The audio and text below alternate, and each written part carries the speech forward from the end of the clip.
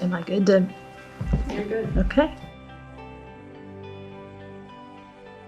Do I just swipe and we chit chat, or do I just swipe and discuss, or? All in that section. Keep swiping. Oh, my critters. Oh, it's one of my favorite photos. I'm already about to cry.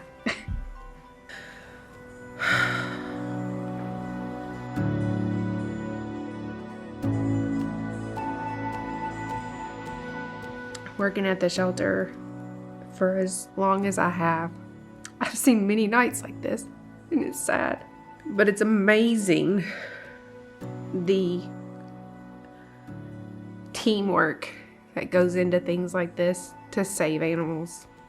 It was a long day, and we were about to wrap up and go home. And then we got a call from Edmonson County Animal Control. We loaded up in the vans and headed up there.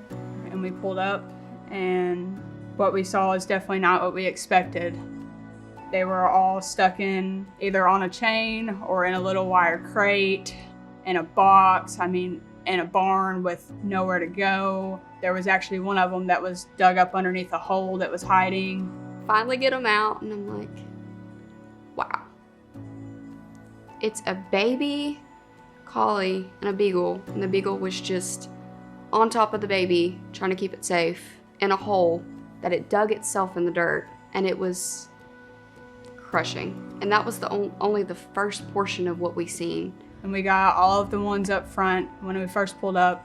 And we thought we got them all, and then we heard barking like up the driveway, so we were like, oh crap. And then we go up the driveway and find like 45 more dogs. I remember we only had a certain amount of crates, and I seen all kinds in the tree line that were tied up without food, no water.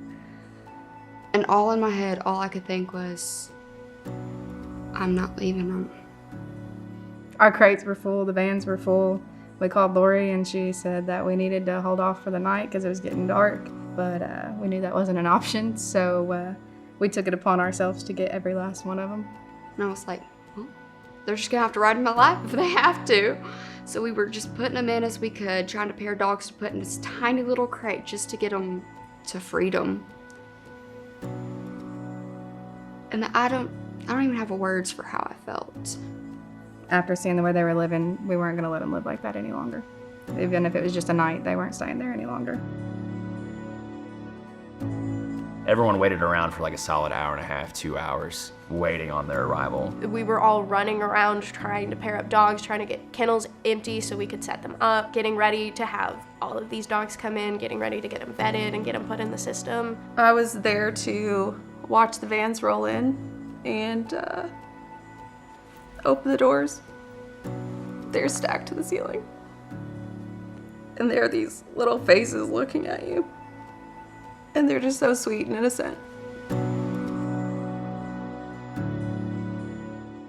We do whatever it takes, and we don't give up, regardless of how bad the day is. And it doesn't matter if it's a code red situation, a rescue situation, a puppy mill situation, or just a Monday. The animals can't take care of themselves, so someone's got to be there for them. We as a group make it happen day in and day out. Even there are days where it's more difficult than others. It never fails that when there's something that is needed, people come together because they care about the end result. When you come together like with a common purpose, it definitely brings you closer together.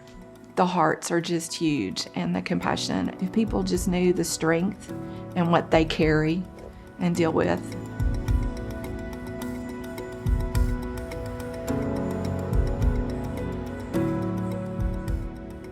Until about a year and a half ago, I never would have done this. You could search my entire 25 years and you will never see a code red.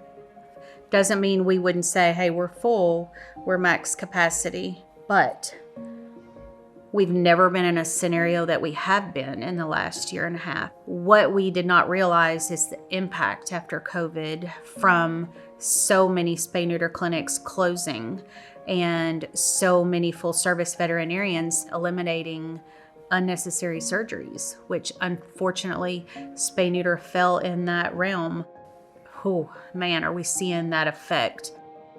Days of 45, 50, 60 intakes in the middle of winter.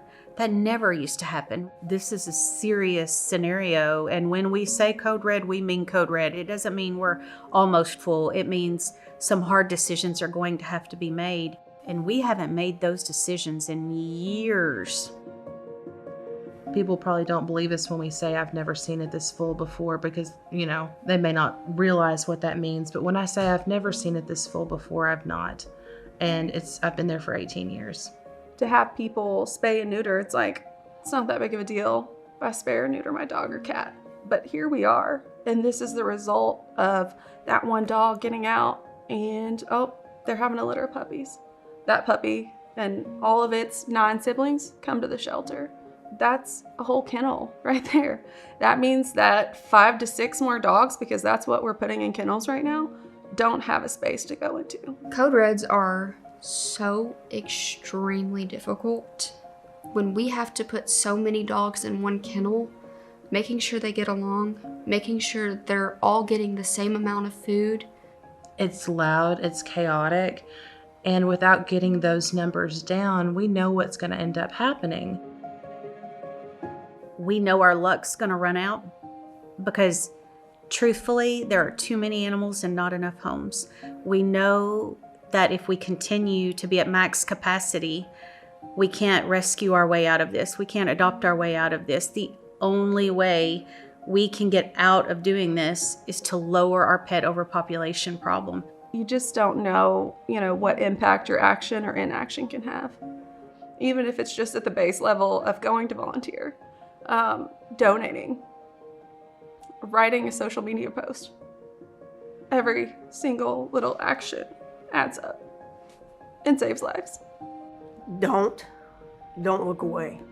Yes, it's difficult, but at the end of the day, when I go out there, I just feel good because I'm helping. I'm helping save a life. Just go do it one time. Just do it once. I'm not saying you'll go back, but you might, just like I did. Now I'm a lifer. There is no doing it alone. We can have all the intentions of the world, but if we do not have the support of our community, it is not going to happen. And with donations and monetary or laundry detergent or whatever, when we put out a plea, this community steps up. Don't be sad for those pets, because being sad doesn't really accomplish anything. If you're gonna be sad, have the initiative to do something about that. Don't just be like, oh, those poor babies, I hope they find a home. Well, us too, but how can you help with that?